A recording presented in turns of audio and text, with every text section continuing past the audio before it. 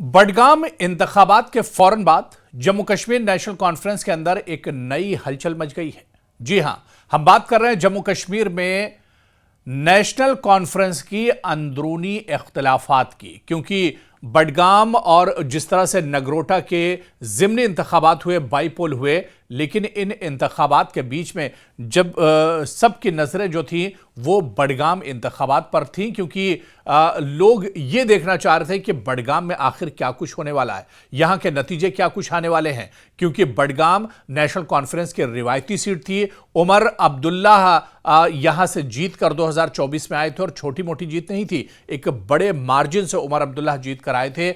ऐसे में लोग ये देखना चाहते थे कि बडगाम की सीट, जहां पर आगा रूहुल्ला जो सबसे बड़े लीडर इस पूरे इलाके के माने जाते हैं, नेशनल कॉन्फ्रेंस का रुकने पार्लियामेंट है, वह हालांकि पार्टी के कामकाज से नाराज थे, उमर अब्दुल्ला सरकार की कारकर्दगी से नाराज थे और लोग इसी वजह से देखना चाह रहे थे कि यहां क्या होने जा रहा है। यही वजह है कि बडगाम इंतखाबात के फौरन बाद जम्मू कश्मीर नेशनल कॉन्फ्रेंस के अंदर एक नई हलचल मच गई। बरसों तक तंजीमी डिसिप्लिन की मिसाल एक तरह से समझी जाने वाली पार्टी अब खुद अंदरूनी इख्तिलाफात की जद में है और इस बार नाराजगी की आवाज पार्टी के सीनियर लीडर आगा सैयद रूहुल्ला की तरफ से बुलंद हुई है। सवाल यह है कि यह इख्तिलाफ महज वक्ती है या वाकई पार्टी क़यादत के लिए किसी बड़े बहरान का इशारा देती है, और क्या आगा रूहुल्ला की बढ़ती अवामी मकबूलियत मुस्तकबिल में पार्टी के पावर स्ट्रक्चर को बदल भी सकती है। ये दरअसल कई बहुत अहम सवाल है, बड़े सवाल हैं जिनका जवाब आवाम ढूंढने की कोशिश कर रहे हैं और इसी सवाल को हमने भी खंगालने की कोशिश की है और इसी पर हम आगे बातचीत भी करेंगे कि आखिर क्या वाकई में उमर अब्दुल्ला और आगा रूहुल्ला में जो इख्तिलाफात हैं इसका फायदा अपोजिशन भी उठा सकता है, या फिर आगा रूहुल्ला का कद जिस तरह से अवामी मुद्दों को वो उठा रहे, आगा रूहुल्ला का कद अब उमर अब्दुल्ला से आगे बढ़ रहा, उनकी मकबूलियत जम्मू कश्मीर की सियासत में बढ़ रही है। इसी को हम समझेंगे। दरअसल बडगाम नताइज ने वाज़ेह किया है कि ग्रास रूट में मजबूत लीडरों की अपनी एक बुनियाद है। आगा रूहुल्ला ने पार्टी पॉलिसी, टिकट के फैसलों और हुकूमती रवैयों पर, हुकूमत के कामकाज पर खुलकर सवाल उठाए हैं। उनका लहजा इस बात की तरफ इशारा करता है कि मसला सिर्फ किसी एक फैसले का नहीं बल्कि पॉलिसी और क़यादत के तरीक़ेकार से मुताल्लिक है। तो दूसरी तरफ आप देखिए कि उमर अब्दुल्ला की क़यादत पर दबाव एक तरह से बढ़ रहा है। नेशनल कॉन्फ्रेंस मुद्दतों से खानदानी क़यादत के मॉडल पर चलती आई है। पिछले कुछ बरसों में सियासी माहौल में बड़ी तब्दीली आई है। खासतौर पर आर्टिकल 370 की मनसूखी के बाद बहुत से मकामी लीडर अब ज़्यादा खुद मुख्तारी और फैसला साजी में हिस्सा चाहते हैं। यही वजह है कि उमर अब्दुल्ला को अंदरूनी तनकीद में इजाफा महसूस हो रहा है और खुद नेशनल कॉन्फ्रेंस के अंदर सब कुछ ठीक ठाक नहीं चल रहा है।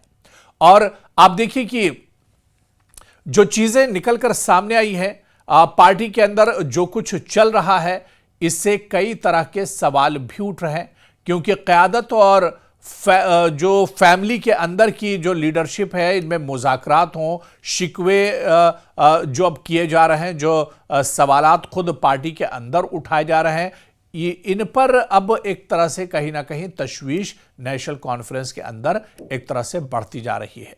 दूसरी तरफ आप देखिए, क्योंकि इस सिक्के का जो दूसरा पहलू है, दूसरा रुख है कि अगर अवामी सतह पर आगा रूहुल्ला की पजीराई बढ़ी तो वो पार्टी के अंदर कुछ एक तरह से जो इस्लाहात हैं या इसे मजबूत करने का मुतालबा भी एक तरह से कर सकते हैं, और बल्कि वो मुतालबा करते रहें, क्योंकि आगा रूहुल्ला खुद अपनी पार्टी से सवाल करते रहें, उमर अब्दुल्ला सरकार से सवाल करते रहें कि आखिर वो वादे कहाँ हैं।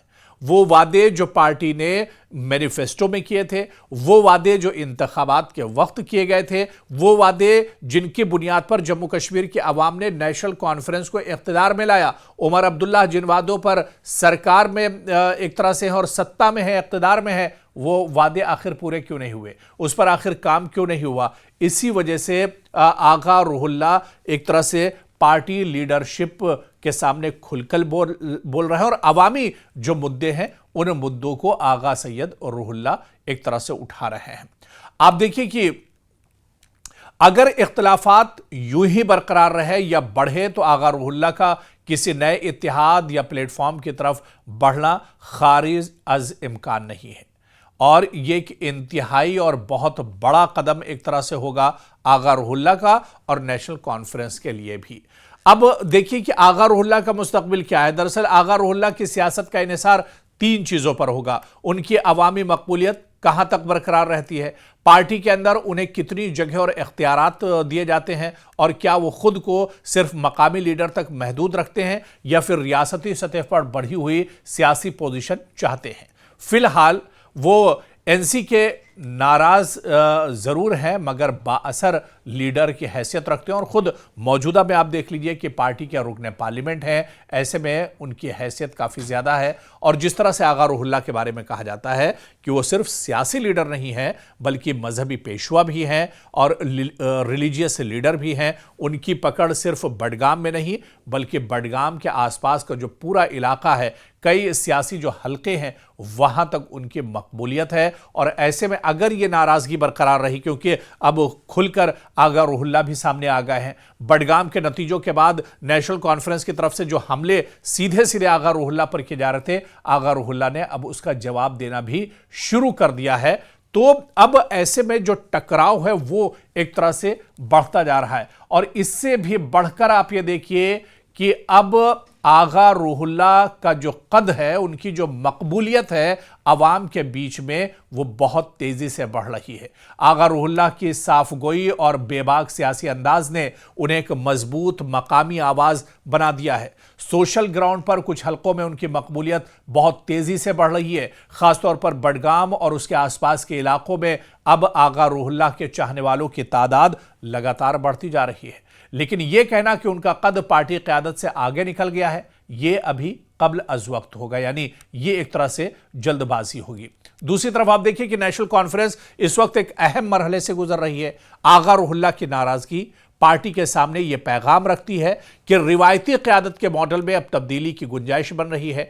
आने वाले चंद महीने यह तय करेंगे कि इख्तिलाफात वक्ती है या रियासत की सियासत में कोई बड़ी तब्दीली का पेश खैमा भी बनते जा रहे हैं। तो यह कहीं ना कहीं अब बहुत अहम होगा। और यह देखना, जिस तरह से हमने कहा कि आने वाले वक्त में बहुत अहम होगा कि क्या नेशनल कॉन्फ्रेंस में जिस तरह से हमला और जवाबी हमले का दौर चल रहा है, एक दूसरे पर बयानबाजी की जा रही है, छीटाकशी की जा रही है, क्या पार्टी इस दौर को ख़त्म कर पाएगी?